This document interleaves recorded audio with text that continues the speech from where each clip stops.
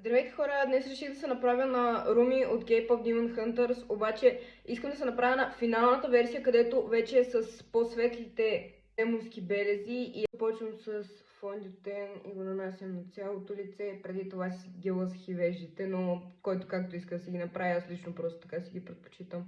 Слагам си коректор в тези участъци, за да мога да държа светлината в центъра на лицето.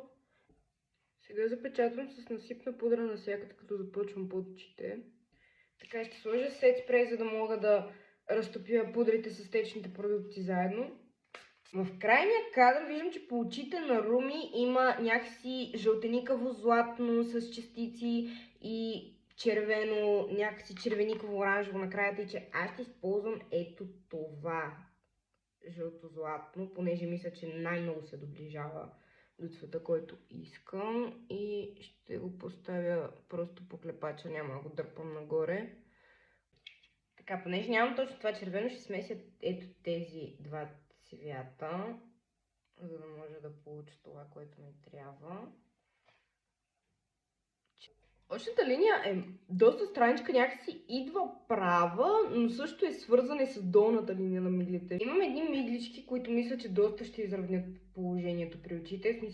Окей, добре, това вече изяде. От тия трите, значи първо сложих от хамелеоновия, след това очертах с лилавия, след това сложих белия отгоре и какъв хубав шрифт се получи. Ау! Окей, сега се получиха много яко.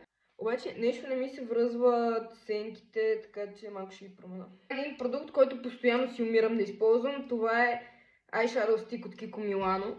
Якото е, че е много иридесен, в смисъл той е бялно в мигъл, в който го поставиш на окото.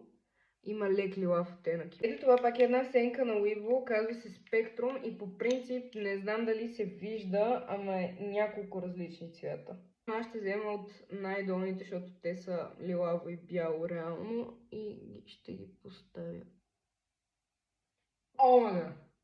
Сега обаче съм голяма дилема с червилото. Дали да го направя подобно на белезите или на сенките, или просто да сложа молив и по-такъв иридесен гланц. Добре, след пробване на 5 лим комбота, най-накрая просто се спрях на един кафяв молив и на ето този Diamond Glaze гланц на Catrice. Добре, така честно казано, горе-долу ми харесва прическата. Да, стърчи от всякъде, ама да.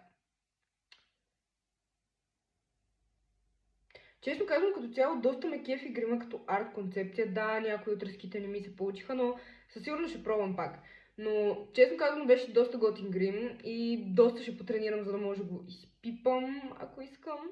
Така че благодаря ви хора за гледането. Ако сте стигнали до края на видеото, пуснете ми едно лилаво сърчице в коментарите и последвайте за още